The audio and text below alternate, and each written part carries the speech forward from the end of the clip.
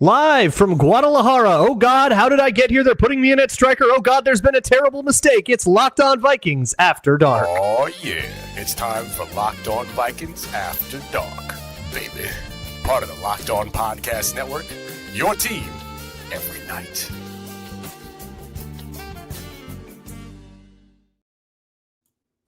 What's going on, Night Owls? Welcome to Locked On Vikings After Dark, part of the Locked On Podcast Network, the number one sports podcasting network. Today's episode is brought to you by FanDuel. The biggest stage in the world, soccer is here. Let there be goals on FanDuel.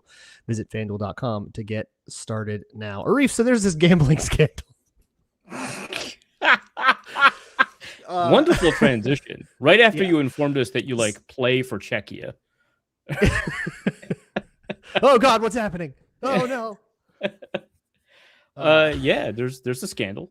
That's correct. There's a thing going on. Okay, so you have a couple thoughts on the, I guess, plot thickening in this whole Brendan Sorsby thing. So we're going to start with that, and then I promise we get it.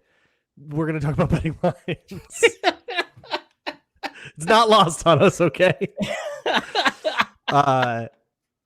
But let's talk about this first. Betting odds. Yeah. Okay. Yeah. State-mandated betting odds. Well, we were just saying before the show, state issue. This is the future. State issue, $300 FanDuel account. Yeah. And that's your food budget. Mm-hmm. Good luck. Yeah, pick well. Thank God for promos, right? All right. So Brendan Sorsby, who I believe bet 1,200 times $90,000, sometimes on his own team to win. Like the honorable. No evidence that he shorted or anything like that, but there's still a lot of impropriety here. Yeah, 12,000 bets worth of impropriety. Yeah. So this shockingly violates the NCAA's rules. And after a bit of back and forth there, the Big 12 decide. So after he was granted an injunction to play, which everyone was like, huh, what? The Big 12 was like, well, we're not the NCAA. So actually, our rules also say you just can't play Texas Tech if he plays this guy. And so instead of dealing with all of that, he was like, all right, I give up. I'm declaring for the supplemental draft. Great decision, right? And we have a piece over at Why Left Out Football about how good of a player he is and what pick he might get bid for in the theoretical supplemental draft were it to happen. But we found out today the NFL has decided there is no supplemental draft. Only one player has submitted for a special eligibility request to be in the supplemental draft. It is Brendan Sorsby. So this is very specifically a decision about Brendan Sorsby. And the letter written is scathing. I didn't know they had to do that. I kind of figured it would be a one sentence little stub release, hey, we're not going to have a supplemental draft. Please don't ask any questions. We will not be having a press conference about. No, they spent paragraphs being like, okay, so here's the deal. Screw you in particular. There's which I find shocking because there's, like you said, no reason to do that. And it kind of helps open up the case for liability for Brendan Sorsby. Okay, in the chat, we've already got CFL jokes, which I approve of. Winnipeg Blue Bombers legend Brendan Sorsby. There was Tyler Forness was in one of my group chats today, and there's a big CFL trade, and he was like geeked up about it, and he was trying to explain. He is geeked up on the CFL. Yeah. And he's like, I just don't understand what the Red Blacks or whoever, I don't know, are gonna do at quarterback. And we were like, Tyler, they have quarterbacks. We don't. I did see a post about this as there was a statement from Brendan Sorsby's lawyers that they're going to sue over this, and everyone was like, just go be a Calgary Stampeder. Who cares? Nobody cares about you. Just go be.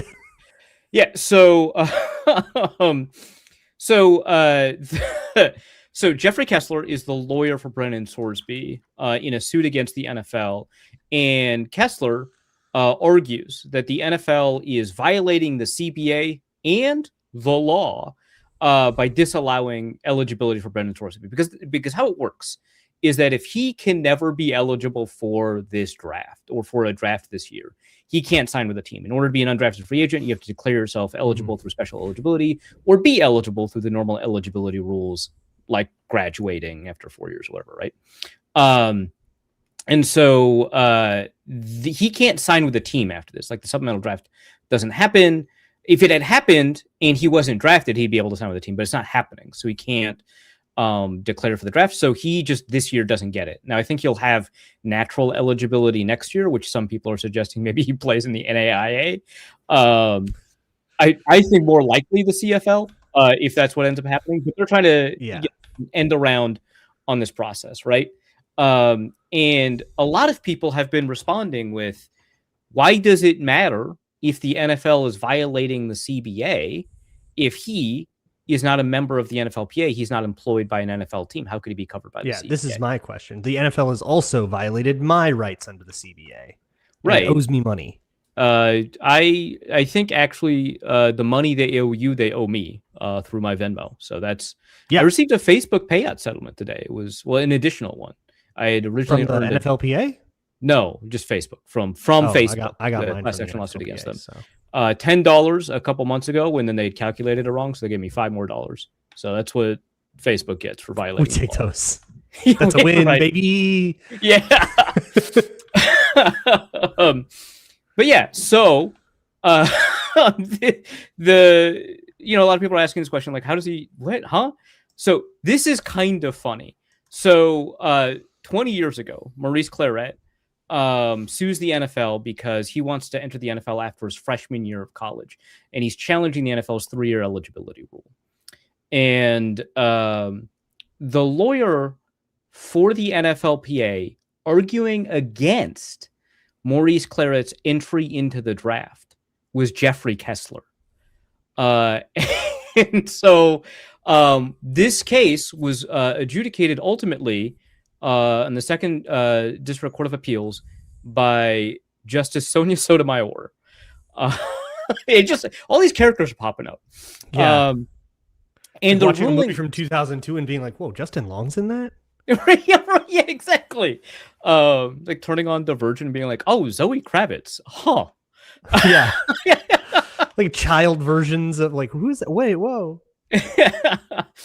But yeah, Paul Dano in Little Miss Sunshine. But so in it, there's like two really important rulings here. One, the CBA does cover people who are not yet employed by the NFL. So people whose labor class is football player, the CBA purports to cover the NFL's relationship with that class of labor. Whether or not they have signed with the team, whether or not they're a member of the NFLPA union, the NFLPA represents them. And this is an important precedent to set, because otherwise the NFLPA would not have been able to screw college players coming in with the rookie salary cap. They thought they were screwing them. It turns out actually they were screwing a bunch of middle-class veterans for cost reasons that are a little bit further down the road. But the NFLPA can claim to represent players that are not yet part of the union, people who are rookies or unsigned college players, and in so doing negotiate on their behalf, and they never negotiate on behalf of people they don't directly represent because they're not voting for the leadership. So that allows them to screw college players. So in order for the NFLPA to maintain that, they need to argue that the CBA does in fact cover college players who want to, in good faith, enter the NFL.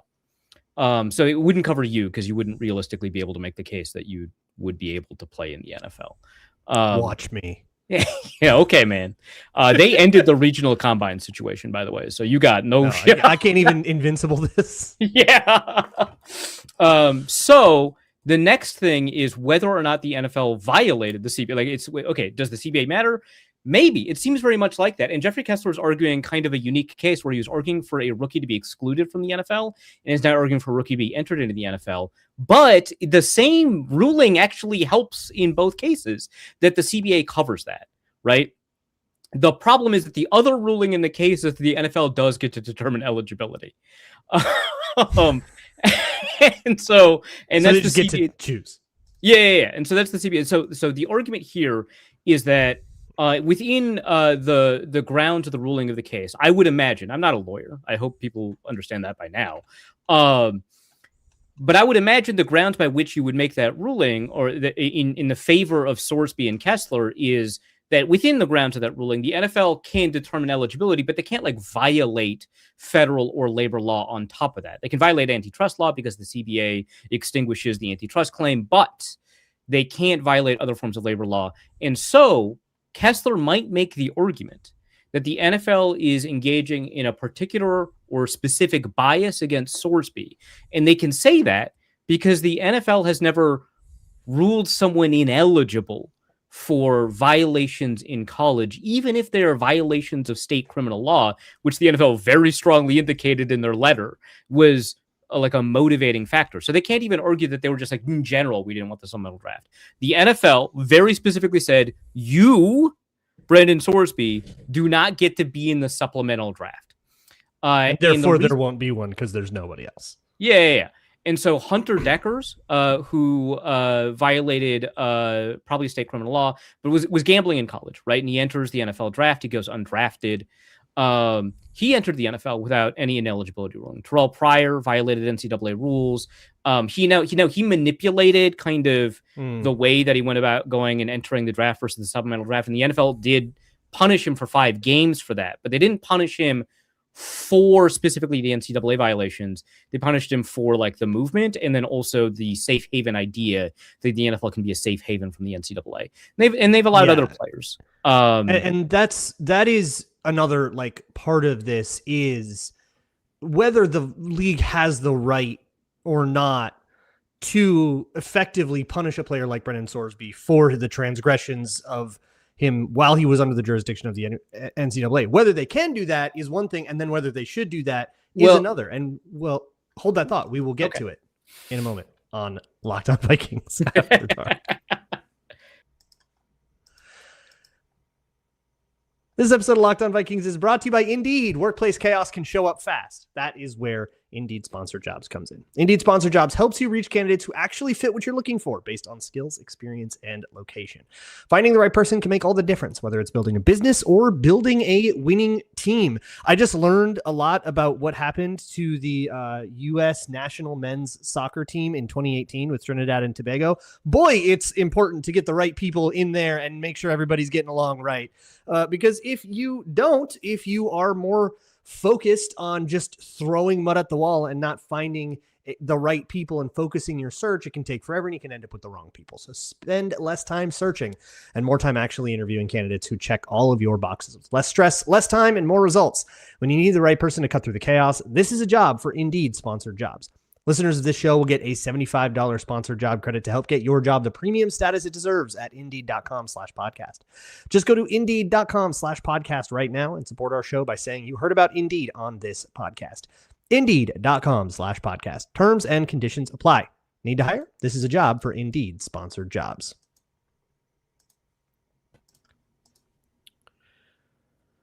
And thanks so much for hanging out here tonight on Locked On Vikings After Dark in the middle of June. You are real ones if you are here tonight on a summer night. If you like Locked On Vikings, if you're here and you're not part of the Everydayer Club, you go join that. The link is in the show notes. For $5 a month, you get everything ad-free on Locked On Vikings. You get access to a special Discord server and more. If you are diehard enough to be hanging out here listening to us talk about the labor issues of a quarterback the Vikings will not draft, go do that. So sorry to cut you off. We are beholden to the clock a bit, right? But we got someone in the chat whose mom works with Jeffrey Kessler. Yeah. Cool. After this, send this podcast to your mom to send to Jeffrey Kessler so that he can tell me I'm wrong. So let's get a lawyer really mad at us. That's a great idea. Yeah. So your question in the middle of this, and there's like a precedent for the league to kind of not care about any of this stuff. This is one of the first times they've decided to care, which is what establishes the case that maybe they have a particular bias against Brendan Sorsby that isn't actually substantiated. Right. And the level of punishment doesn't really kind of make sense if the reasoning is like using maybe say the Terrell Pryor, let's call it a precedent. Because Terrell Pryor was not declared ineligible teams were allowed to make their own decision about whether or not they wanted Terrell Pryor. And the NFL was like, well, if you do so, he will be suspended. And suspension through the disciplinary committee is the normal means by which you punish a player for violating NFL rules. Declaring someone ineligible to play in the NFL is not that. You would just suspend them indefinitely, like they kind of did with Calvin Ridley, right? But they didn't do that, and that also prevents Sorsby from going through, like, let's say, the appeals process or any of the normal procedures that are designed to protect players in the NFL, NFLPA CBA, right? And so this would kind of short circuit that. Now, the other element at play here, right, is that there, like, Article 6, Section 2C says the NFL can essentially determine whether or not to hold a supplemental draft that year. Now, this is kind of covered a little bit by some of the stuff I said earlier, but that is the other argument. So the first argument that people have been bringing up is like, well, he's not a member of an NFL team. Why would the CBA cover him? Well, it's like, well, the CBA covers the salary of rookies who have not yet signed with teams. Like, I don't know. But second, that aspiring players count under the CBA, even if that's counterintuitive. But and one of Sotomayor's reasonings actually is because rookies entering into the league affects the labor market, so like the wages and the length of contracts and so on for veterans. I think that's actually weak kind of reasoning, but whatever, I don't care. Like, that's the reasoning that's precedent. The second thing, the NFL gets to make that determination. So again, the NFL can make that determination, but in doing so, not violate labor law or the CBA. There needs to be some kind of precedent for the way that you determine eligibility that is consistent and applicable. I think a lot of people get this understanding that within, like, law and contracts and something like that, if something is not explicitly spelled out, then you can't enforce it. And a lot of lawyers are very careful, so they want to spell out as many things as possible so that everything is enforceable. But that is not always the case. And if you spelled out every single thing, these documents that are already hundreds or thousands of pages would be tens of thousands, hundreds of thousands. Inaccessibly long. Yeah. And so, like, longer than the terms of services that we never read, right? And so what governs elements that are not explicitly,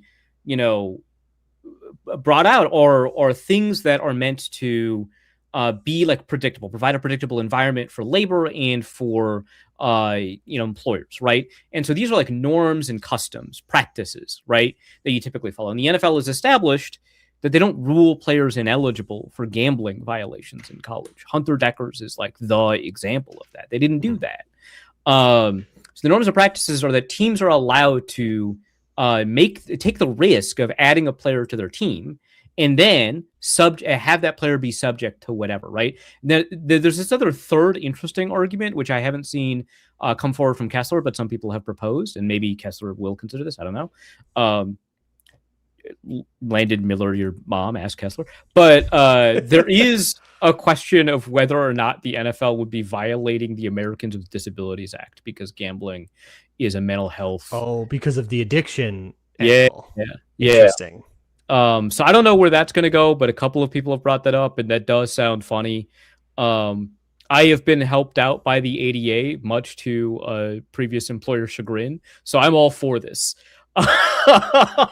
You know what? Yeah, do what you got to do. I think I have two thoughts. One, I don't think this is a high octane enough player for me to like really super care. It sets an interesting legal precedent, and that's probably a bigger thing. But I think he could have been good enough to play himself into the first round had he been able to play this year. I don't think he would have grabbed the first round. I guess, yeah, he's closer to that than I would say like some other guys that are already being projected than like Garrett Newsemeyer was last year. Right, and he was projected as a 2026 first rounder. Yeah, like if Sorsby was in this draft without the gambling stuff, I bet he would have gone in the second round.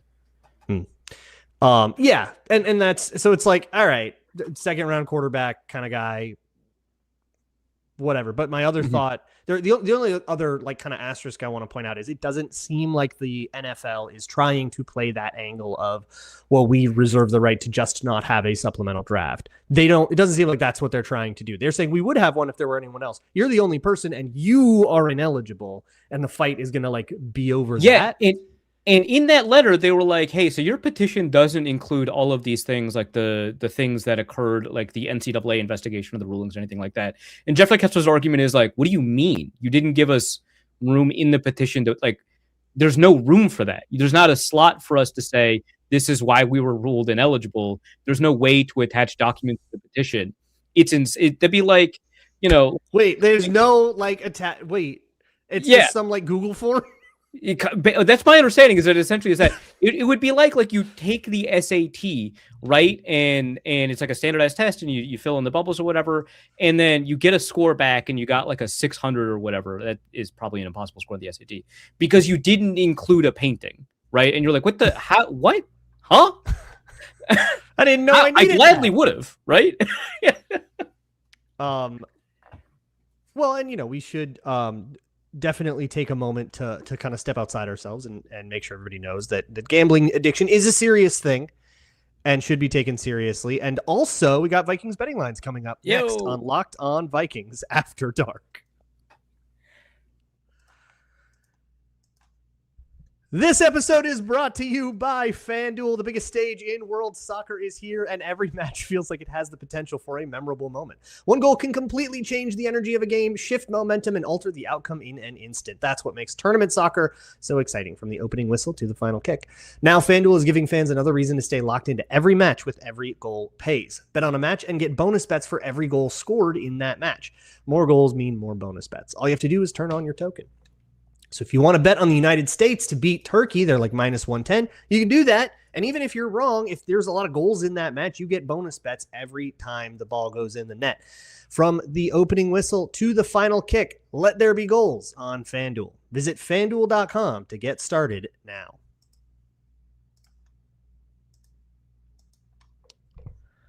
I feel kind of bad for making light of a very real issue that Brendan Sorsby is dealing with.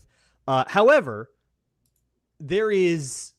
I feel like no other way than to just stare it in the face. There is an obvious irony here that this is a show that regularly talks in terms of betting lines, that promotes betting, and that's fine. And that we are talking about this league that, and this was like the point Mike Florio made, was like, look at the hypocrisy of all of this. You are very in bed with gambling, and here you are punishing this guy for gambling. And obviously, there is a nuance to it's not the act of gambling; it's the insider trading of it all. Mm-hmm. Trading a stock, not a big deal. If you're in Congress, maybe that's a different story. Then it's all right. So for the analogy, if you're Roger Goodell, you can, but. Well, but don't expect people to be happy about it. Right. Yeah, no, exactly. Yeah.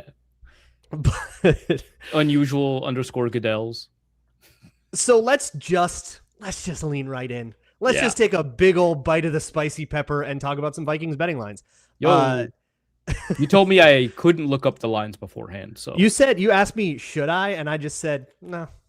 Yeah, I interpreted that as like a hardline rule against work. Sure. Do you have a guess for what the Vikings' odds are to win the NFC North per FanDuel? To win? The NFC North, yeah. Let me see how close you get. Plus 500. Oh my God! Wait, really? Dead on. Wow! Dead on. Plus 500. Let's go! Unbelievable. Yo! Wait. Okay, so I'm going to guess that you feel pretty good about that line. Yeah, I do. That was supposed to be the follow-up question. Do you think it should be higher or lower? Let's discuss the Vikings division odds. But now we can't do that. Yeah, well, okay. So, like, the idea here, of course, is that every organization is on the knife's edge of being a disaster, but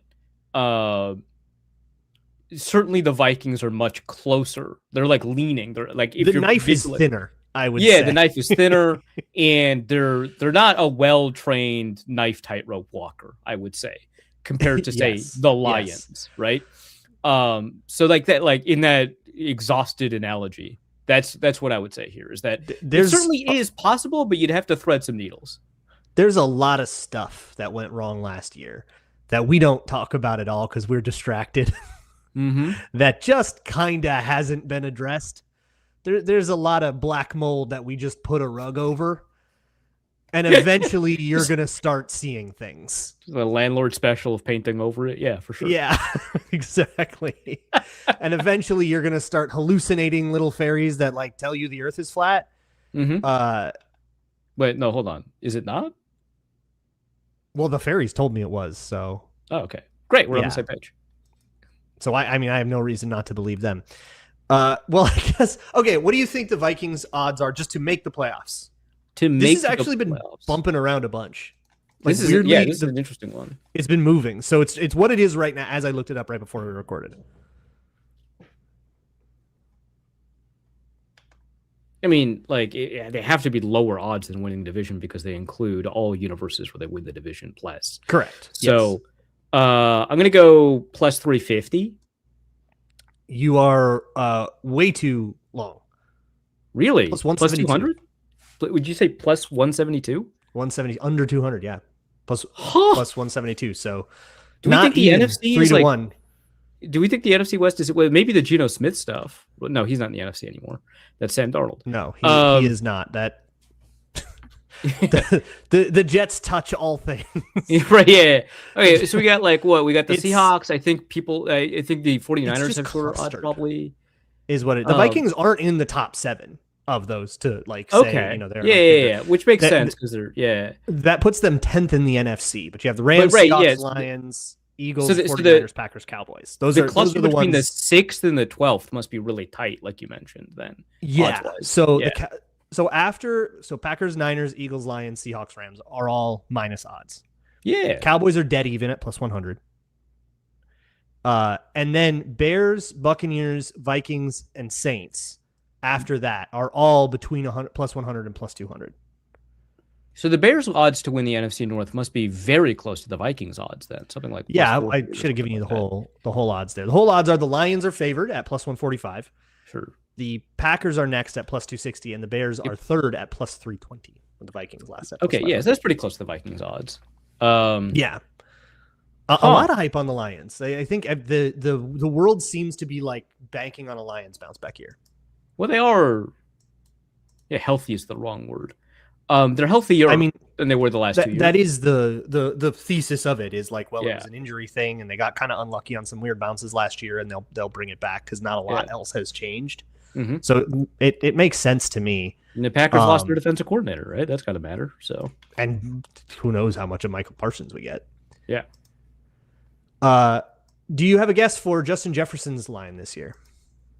I think it was something around like 1,250 or 1,300 last year, and he underperformed, right? So, the addition of Kyler probably boosted back up. I'm gonna go 1,330. I don't know, 1,325. 1,150. Oh, they don't believe in Kyler. They massacred my boy. Every year I've been like, that Justin Jefferson line feels insanely low, and I think I've been wrong twice, and one of them was a hamstring injury, and the other one every other time he's blown it away. Kyler can support like a high level receiver volume. That's so strange to me. This is like Cortland Sutton lines. Like, surely we can do this. Surely. Yeah. I mean, like, this is not gambling advice, but I remain highly suspicious of the line that was set here. That's exactly the way to put it. Unfortunately, we don't have a lot of other player props. Aaron Jones isn't in it. We don't have quarterback player props because those are the most fun. When there's competitions, FanDuel doesn't want to put them on there. I guess, but I mean, like, they could have just taken the odds directly from start9.win. That would have been fine. True. Right? That was backed by data. Yeah. Yeah. That's too bad. We can do Viking Super Bowl odds, right? Like you said, playoffs, but we didn't get the Super Bowl win. Right? Oh, I didn't look at the Super Bowl. Well, let's build our way up. Let's look at conference. To win the conference, what do you got? So to appear in the Super Bowl? Yeah. Okay, so plus 500 is to win the division. And it doesn't have to include that universe, but like it realistically would. Let's go. Strange how the order shuffles here compared to playoff odds. Oh, interesting, huh? I'll go with plus 2,500. He did it. Yo, I did it twice. That's 2. He Holy did it twice. Crap! That's oh my amazing. God. It was the thought process was very stupid. It was just like teams that, because I don't know what conference winning odds are, right? So I was just like, well, generally when I look at Super Bowl odds, the teams that are unlikely to win, but it's not impossible, get plus 5,000. So I just cut that in half. You want to hear? Okay, the bottom of this is so funny. So you got the Vikings who are tied with the Commanders and Buccaneers at plus 2,500. Okay. You got the Panthers at plus 3,300. And then you got Okay. a few kind of other teams that nobody expects anything from at plus 3,500. Falcons, Saints, Giants. You're right. Yeah. And then you have the Cardinals at 15,000. Wait, hold. That's some Leicester City stuff. I might think about putting $1 on that. Just to see if you can kind of change everything. Yeah. What did Kevin from The Office say? If you have odds greater than 10,000, you have to take it. You always take it. You always take it. Famously intelligent Kevin from The Office. Yeah. I mean, it makes sense with the Cardinals just because of the division, because the top 3 teams in NFC odds are the Rams, Seahawks. Okay, that's also actually a pretty good point. Yeah. Remember a couple of years ago when I think it was actually going into 2024 and the Vikings were like a distant last in division odds, and everyone was like, "Oh no, they look at the Lions are coming through. They just went to the NFC Championship, and the Bears they just got the number 1 pick, and the Packers are doing the Packers." And everyone was like, "Oh, we're in this horrible division, and we're the bad team," and everything. This was a fantasy, like a pain fantasy that Vikings fans like to come up with. It's actually happening to the Cardinals. No, yeah, it is. It is. Yeah, they are in the gauntlet. They are in the device. Yeah, they are living the pain fantasy that came from the imaginations of Vikings fans, and they found a way to actually do it. Yeah, props to the Cardinals. Good work. It probably not having a quarterback and then having your backup quarterback who's now the starter hold out is not like the most ideal situation. It's rough. And like on the flip side, there's a whole tab on FanDuel right now for just the Rams. For like Myles Garrett props and stuff. Yeah. Oh man. Oh. How about week 1 Minnesota Vikings starting quarterback? Okay. Kyler Murray is probably there is a Carson Wentz button, by the way. That's amazing. Good work, FanDuel. No pun intended, but props.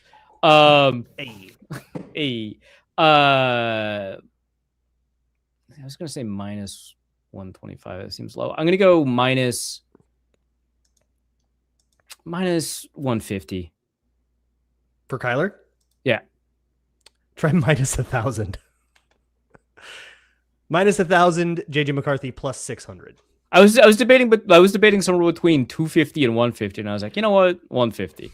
And way off. No, FanDuel is very much not letting you make any money on betting that Kyler Murray will win the competition by week 1. No, I was like minus 200 is like, 66% chance. That's like that gives lip service to the quarterback competition. I feel like / Carson Wentz. I feel like plus 600 gives lip service to the competition. Like there are weird division winner things that are higher than that. Like that's lip service where it's not probable at all, but I guess it could happen. I mean, it very much seems like these odds are just like, yeah, well, if he doesn't get hurt, like that's what the odds feel like, and not actually he loses the competition odds. That is, yeah, that's true. All right, Super Bowl odds for the Minnesota Vikings. They are sandwiched between the Buccaneers and Steelers, if that helps. Man, I really thought the Buccaneers would be better in these odds. There's a lot of weird hype around like the Panthers right now, and nobody knows what to make of Young is the 99th best player in football. That is true. Yeah, and it's like pulling them like the Bucs are still the highest in the. I think they're still favored to win the NFC South, but it's like not by that much. Okay, they're favored to win the NFC South and are outside the top 7 to make the playoffs in the NFC. That rules. Yes. Oh my God. Actually, yeah. It's plus 200, plus 260, plus 300, plus 320. So the NFC South is a total. It's a classic NFC South situation, though, right? It really is. They know their brand. Okay, so the Vikings, I'm gonna go. Okay, so if you double it, that's plus 5,000, and they would be underdogs in the Super Bowl. So, you want to do more than double it. So I'm gonna go. Yeah, I was gonna say plus 7,500. I'm gonna go plus 7,000. plus 7,000. You are not that far off. Ah. It is. I got to get back to it. I'm pretty sure. I got to make sure I'm not mixing. Why would you close out of it? Because I went over to look at the NFC South odds. Plus 5,000. Oh, I should have just stuck with plus 5. Okay, that's okay. So okay, here's.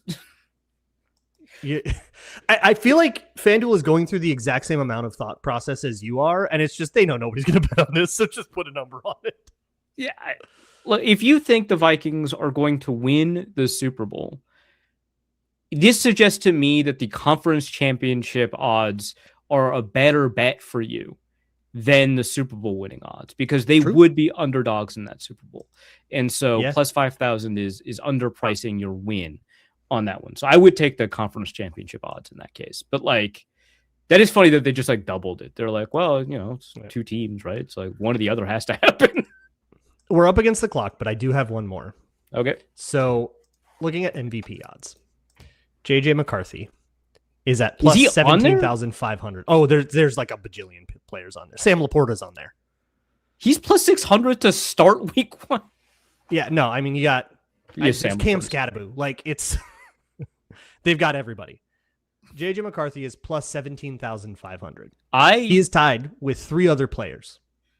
I would like to see the Cam Scattaboo MVP season. I would like to to see that as well. Yes. Okay, so he's tied with 3 other players, you said? And they're all funny. Can you guess any of them? There's no chance I'm going to guess any of them. That's why I gave you the hint that they're all funny. All right, Jameis Winston. No, only one of them's a quarterback. That rules. Oh my God, Shador? Not Shador. That one's funny though. Somewhere. That one is funny. Where is he? It's not Dylan Gabriel. Is there just no Browns on here? That's probably virtuous. No, Shador's significantly lower. Oh wow, this. That's rough. My God, 40,000. Down there with Nick Benito and CeeDee Lamb.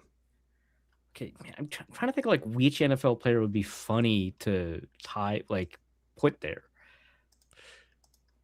If none immediately come to mind, we may be out of time. Throw one out. Okay. Yeah. Puka Nacua. No, that's way too good. Cooper Kupp. There we go.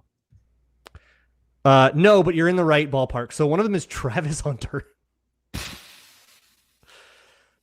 Christian McCaffrey. Like Christian McCaffrey's that long on odds? Is it? Yeah, right? Like, doesn't that feel like of anybody that's not a quarterback, he should be up there. Mm-hmm. Who else? Let me just check. Oh, Jackson Smith and Jigba. Puka Nacua is way higher, by the way. He's at plus 10,000. Yeah. I shouldn't have thrown that. He's up there with Derrick Henry and Myles Garrett's there, Jamar Chase, and Kirk O'Chains. What? Yeah, that one got you. Psyched me. That one got me. Gotcha. A little sucker punch. Kirk Cousins gets you when you least expect it.